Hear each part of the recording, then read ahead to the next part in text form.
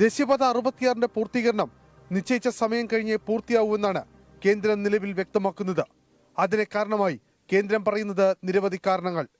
ഭൂമി ഏറ്റെടുക്കലടക്കമുള്ള കാലതാമസം, കരാറുകാരുടെ സാമ്പത്തിക ബുദ്ധിമുട്ട്, അപ്രതീക്ഷിതമായ സംഭവങ്ങൾ, നിർമ്മാണ സാമഗ്രികളുടെ ദൗർലഭ്യം എന്നിവയാണ് നിർമ്മാണം വൈകാൻ കാരണമെന്നാണ് കേന്ദ്ര സർക്കാരിന്റെ വിശദീകരണം.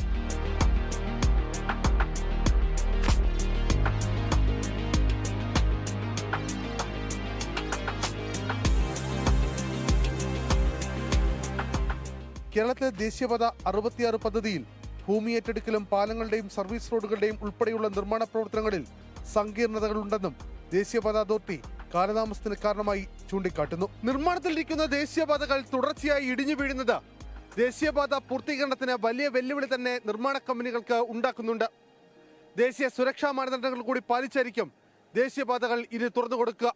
422 കിലോമീറ്റർ ദൈർഘ്യമുള്ള ദേശീയപാതയിൽ ചില സ്ട്രെച്ചുകളിൽ 80% പ്രവൃത്തികൾ പൂർത്തിയായിട്ടുണ്ടെങ്കിലും മറ്റു ഭാഗങ്ങളിൽ പുരോഗതി 50% താഴെയാണെന്നാണ് കേന്ദ്ര ഉപരിതല മന്ത്രാലയത്തിന്റെ കണക്കുകൾ വ്യക്തമാക്കുന്നത്. ചില ഭാഗങ്ങളിൽ 2026 മാർച്ചോടെ പൂർത്തിയാകുമെങ്കിലും പ്രധാന സ്ട്രെച്ചുകൾ 2026 ജൂൺ വരെ നീളും. അത് പൂർണ്ണമാകുന്നതിനെ കുറിച്ചുള്ള നടപടികൾ നടന്നുകൊണ്ടിരിക്കുകയാണ്. പിന്നെ കുറേ ഭാഗങ്ങൾ തുറന്നു വിട്ടിട്ടുണ്ട്. പിന്നെ പണി മൊത്തത്തിൽ മോശമാണ്. ഇപ്പോൾ അവിടങ്ങളിലൊക്കെ കടവൂരിപ്പം ബൈപ്പാസിന്റെ അടിപ്പാത മാറ്റിയിട്ട് ബ്രിഡ്ജ് മാറ്റിയിട്ട് ഇപ്പോൾ അവിടങ്ങളെ പില്ലറാക്കുന്നുണ്ട്. അപ്പോൾ ബാക്കിയെല്ലാം നടക്കുന്നുണ്ട്. പിന്നെ ലേറ്റ് ആവുന്നുണ്ട്. സാങ്കേതിക പരിശോധനകൾ പൂർത്തിയായ ശേഷം മാത്രമേ ഓരോ ഭാഗവും ഗതാഗതത്തിന് തുറന്നു കൊടുക്കൂ. ഭൗതിക പുരോഗതിയും നിർമ്മാണ പുരോഗതിയും വിലയിരുത്തി പുതുക്കിയ സമയക്രമം പ്രഖ്യാപിച്ചതോടെ നിയമസഭാ തിരഞ്ഞെടുപ്പിന് മുമ്പ് മുഴുവൻ പാതയും ഗതാഗത യോഗ്യമാക്കുമെന്ന പ്രതീക്ഷ അകറ്റപ്പെട്ടു. ഒരു വർഷം കഴിഞ്ഞ് പണി ഭയങ്കര സ്ലോയാണ്. പിന്നെ പണി ഒത്തിരി വലിയ അങ്കുഞ്ഞെല്ലാം കിടക്കുക.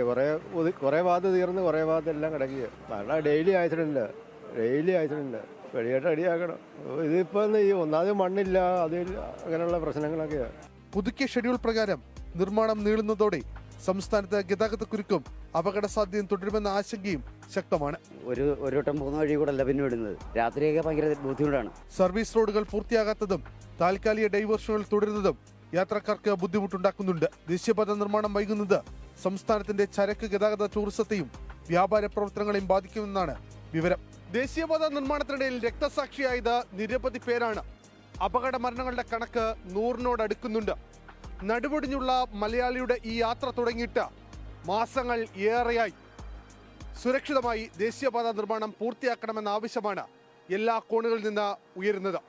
ആ നിർമ്മാണം വേഗത്തിൽ ഉണ്ടാകേണ്ടതുണ്ട്.